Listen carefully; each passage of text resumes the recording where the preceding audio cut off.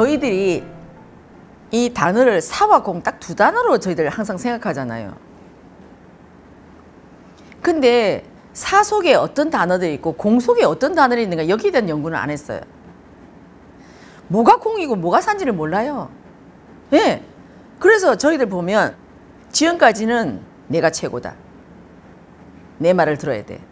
이런 게 다 또 내가 하는 말이 맞아. 너희들은 나보다 몰라. 너희들이 세상을 뭘 안다고 등등. 이 속에는 힘과 지위와 사람을 억누르는 것부터 시작해서 전쟁과 방황과 혼돈과 이 모든 단어는 여기 있습니다. 그죠? 이 단어에서 이제 공으로 가야 돼요. 근데 공에는 어떤 단어가 있나요? 우리들이 그토록 좋아하는 융합, 대화, 소통, 또 우리가 말하는 존중, 존경, 겸손, 오만 단어가 이 공 단어가 여기에 있습니다. 근데 우리는 이걸 놔놓고 뭔가 어떤 바운다리 정으로 내 하나만 생각하면 안 되고 적어도 이웃을 생각해야 돼. 이것만 갖고 있는 거예요. 이 단어의 깊이를 정확하게 알면 내가 이웃을 위하려고 하지 않아도 나는 이미 이웃을 위하고 있다니까요. 이 개념을 사람들은 모르고 딱 사와 공 딱 두 단어만 넣습니다. 자, 그러면 여러분들이 말하는 행복이라는 단어는 어디다 넣을까요? 이 연구를 안 한 거죠. 자, 우리가 사에서 공으로 이 다리를 건너가려고 한다면 중간에 뭐가 필요하나? 연구라는 거예요. 이게 사에서 공으로 넘어가는 브릿지 역할을 하는 겁니다. 견우직녀가 만날 때 다리를 건너듯이 이 단어가 건너갈 때 연구라는 단어가 필요한 거예요. 우리는 사람하고 싸우기 싫어. 나도 저 사람 난 저렇게 하고 싶지 않은데 저 사람 자꾸 저렇게 하니 저렇게 해. 뭔가 불편해. 불편은 어디에 있어요? 사회의 공이에요. 이 불편의 단어를 내가 연구를 해서 불편이 아닌 상대에게 대한 고마움으로 가져간다면 공으로 가는 겁니다. 이게 공으로 가는 건데 우리는 공을 너무 확대해서 한 거죠. 지금까지 사회에서 말하는 공적인 거 막 이래 되는 거죠. 아니요. 칼집하는 아줌마도 융합을 통해서 저 사람이 뭔가 정말 가슴 아픈 할 때는 칼치 아줌마도 내 당신 이거 그대로 줄게. 이 가서 자식한테 주고 힘내. 공입니까? 사입니까? 이게 공입니다. 근데 우리는 이거를 공을 너무 높게 잡고 하이 클래스에 잡고 막 이렇게 하다 보니까 이 단계로만 사와 공으로 놨더라는 거죠.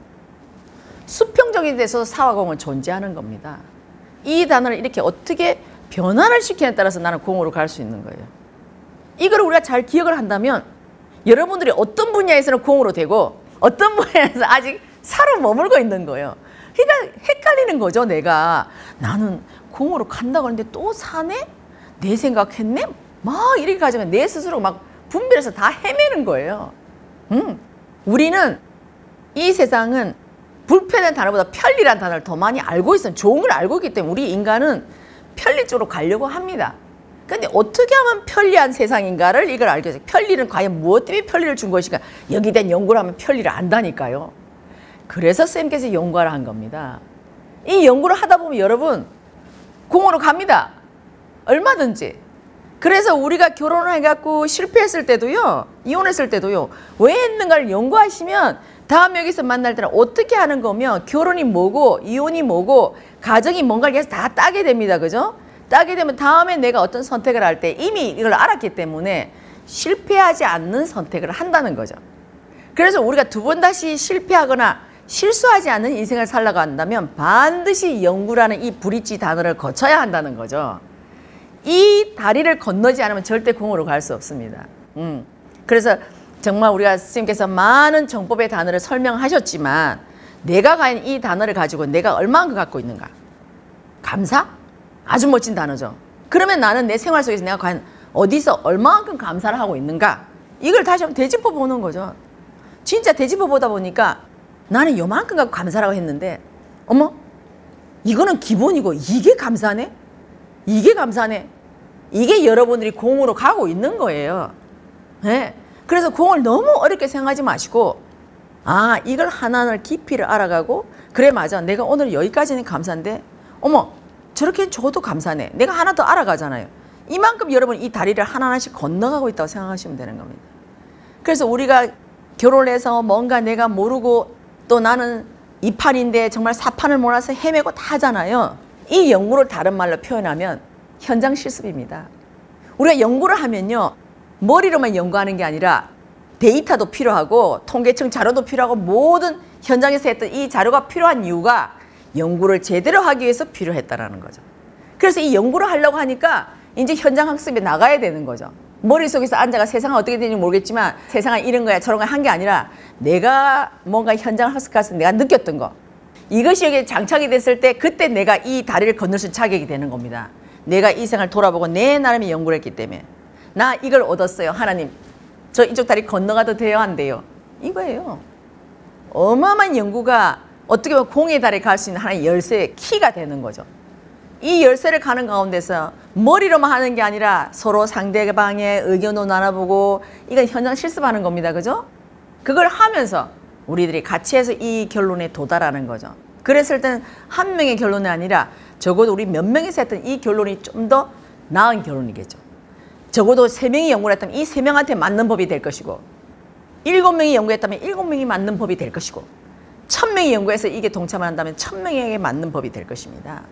그래서 저희들 이 연구도 자꾸 하다 보면 연구의 결과물이 좋으면요, 아 다음에 우리도 해요. 다음에 우리도 해요. 많은 사람이 함께 오면 이 바운더리 더 커지겠죠. 그럼 여기 모든 사람이 여기 같이 연구한 사람이 모두가 접목이 되는 그러한 답을 딸 거라는 거죠. 그래서 지금 우리가 이 현장 실습에 나오다 보니까 나는 정보를 이만큼 들었는데 왜 어렵지? 뭐가 잘못됐지? 딱 하나, 연구를 안 했고 현장 실습을 나가지 않았다는 거예요. 그래서 제가 우리 드리면스 카페 되겠지만 Just Do It을 해라. Just Do It이 바로 여러분 연구의 첫 출발입니다. 근데 이걸 하지 않고는 이 정법만 가지고서는 세상을 절대 살아갈 수가 없습니다. 그러면 스님께서 왜 이 세상을 만행을 다니실까요?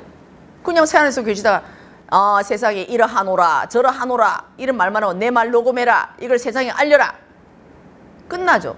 근데 스님께서 산에서 나오셔서 지금까지 스님을 만행을 하시는 이유는 바로 이 현장을 보시고 스님 나름대로 어떤 연구법일 수도 있겠죠. 저희대로 좀 결은 다르겠지만 그러한 연구법을 가지고 스님은 이 세상 사람들을 다 살피시고 여기에 맞는 답을 스님은 하나하나 지금 내주고 계시는 거잖아요. 그죠? 그래서 스님은 이 과정을 지금 이제 엄청난 많은 다리를 건너오셨기 때문에 저는 스님은 공적인 분이라고 저는 말씀을 하고 싶은 거예요. 우리들은 그런 연구 안 했잖아요. 그죠? 우리들은 이걸 보고 답이라 생각하고 나는 이것만 받아먹고 계속 하지 이 과정을 안 했더라는 거예요. 그래서 저는 앞으로 우리가 정법을 많이 듣고 이 정법 먹은 것을 내가 공으로 뭔가 이 꽃을 피우고 싶다고 한다면 이 연구는 필수적이라는 거죠. 연구를 할 때는 내가 정말 많은 사람한테 뭔가를 우리가 하다 보면 저 사람한테 강의를 그만큼 들었다니 그것밖에 몰라요? 이것도 감수해야 돼요. 왜냐하면 내가 그걸 모르잖아요. 모르니까 그 말 듣는 게 당연한 거죠. 제가 알았더니만 그 사람한테 내가 설명을 했겠죠. 근데 모르니까 한 방 맞는 거죠. 맞고 난 다음에 맞아 그래 내가 이걸 몰랐네. 내가 이번에 이 사람을 말할 때는 이 사람이 필요한 요걸 내가 못 해줬으니까 이 소리 듣는구나. 그걸 채우면 되는 거죠. 네. 자, 저는 현장 실습을 어떻게 했을까요? 저는 스님한테 두드려 맞으면서 현장 실습했잖아요. 저는 수없이 맞은 게 저한테는 현장 실습이었어요. 회초리를 맞았지만 말씀의 회초리지만 이것이 저한테는 현장 실습이었고 이것을 가지고 저한테 접목을 하고 끊임없는 저 자신에 대한 연구입니다. 그래서 저는 사람들한테 자네들이 볼 때 신경이 참 이상하지 않아? 너 신경에 연구해봐라. 저 사람 좀 뭐 배운 게 얼마나 있는지 모르겠지만 맞는지 모르는지도 모르고 저렇게 막 함부로 말을 하네? 그것도 웃기잖아요. 그죠? 그래서 저는 이게 하나의 누구를 하든 어떤 단어를 가지고 연구하든 세상에 어떻게 일어났던 어떤 현상을 가지고 연구하든 여러분 연구하면 그 속에서 하나님이 정말 어여삐 여기사 연구에 필요한 경비, 연구에 필요한 사람, 연구에 필요하면 건강해야지 연구할 수 있잖아요. 건강 다 준다는 거죠. 그래서 저는 여러분들이 이 연구라는 이 단어의 묘미를 정말로 알고 진짜 제대로 된 연구를 하고 나 혼자만의 연구가 아닌 많은 사람이 웃으면서 커피숍에서도 우리 이런 얘기하고 하는 그것도 다 연구입니다. 그죠? 그렇게 연구하다 보면 여러분 삶에서 이거구나 하고 여러분 삶에서 뭔가를 깨치는 게 있는 거예요. 이거 하나 알았어. 깨치는 순간 여러분은 한 단계 위로 가든 한 단계 옆으로 확장이 되든 된다는 거죠. 그래서 이렇게 깨치는 이게 많아야 되는 겁니다. 그래서 저는 제가 그때도 얘기했지만 이게 저는 뇌호흡이라 생각하고요. 맞네? 아니면 차가 저 뭔데 막 이렇게 내가 고민하다가 어느 순간 이게 내 뇌호흡 하는 거거든요. 이 뇌호흡을 하고 뭔가를 하나를 알아야 하느님이 우리한테 뭔가 아는 사람한테 하나를 더 주지 모르는 사람한테 줘갖고는 저 사람이 잘못해서 칼을 줄 때는 사람을 죽이는 무기로도 쓸 수 있는데 줄 수 있겠습니까? 그래 이 칼이 어디에 정확하게 어떻게 써야 되는지를 안다면 하느님이 저희들한테 정확하게 쓰게끔 주고 우리는 그 칼을 가지고 세상에 정말 멋지게 이 세상을 요리하는 데 저희들 쓰겠죠. 그래서 저는 우리들이 실패를 했다 뭐 했다 다 좋습니다. 자 지금부터 뭘 해야 되나? 연구해야 된다. 나 이 삶을 바꾸려면 사에서 공으로 가려면 연구해야 돼. 근데 연구가 뭐냐? 공이 정말 공이 뭔지를 모르고 뭔가 모르겠지만 공이란 단어를 줬다가 아니고 공 안에 있는 어떤 단어일까? 쌤께서 말씀하시는 거죠? 다시 한번 얘기하지만 소통이 잘 되고 불평을 하지 않고 감사하고 즐겁고 기쁘고 행복하고 브라보 화이팅 응원하고 용기 주고 힘내세요 해주고 격려해주고 자 이게 어디에 들어있어요? 공에 들어있는 단어라는 거죠. 그러면 나는 오늘 요 근래에 나는 무슨 키워드를 가지고 나는 연구를 하고 있는가라고 본다면 그 속에 여러분 연구를 제대로 하면 하나를 따고 가는 거죠. 스님이 주셨던 이 정법 강의의 어떤 기초 토대 위에 여러분의 법을 여러분의 왕국을 하나하나 건설하면서 가는 거죠. 자 이걸 제가 잘 알았을 때 이것이 그대로 차원계로 가면 내 차원계 그대로 내가 하나를 알게 되고 그 속에 겸손이라는 단어를 내가 연구했다면 이 겸손이 어떤가 제가 자신 있게 설명할 수도 있고 아니면 자신 있게 알았다면 내가 그대로 내가 행을 할 수도 있는 거겠죠. 그래서 정말 다시 한 번 더 여러분들이 어떻게 어렵다 뭐 하다 할 때는 그냥 선생님께서 직설적으로 물어보기보다도 네가 가서 들어보고 맨날 며칠 네가 고민도 해보고 이 고민이 연구거든요. 해보고 그때 부족한 게 있으면 나한테 물어라 했던 게 바로 이거예요. 정말 여러분 연구를 한다 너무너무 좋죠. 그죠? 자 사에서 공으로 갈 때는 뭐 해야 된다? 예, 연구해야 됩니다. 그러면 여러분들 충분히 공으로 가실 수 있으세요. 됐나요? 네, 네.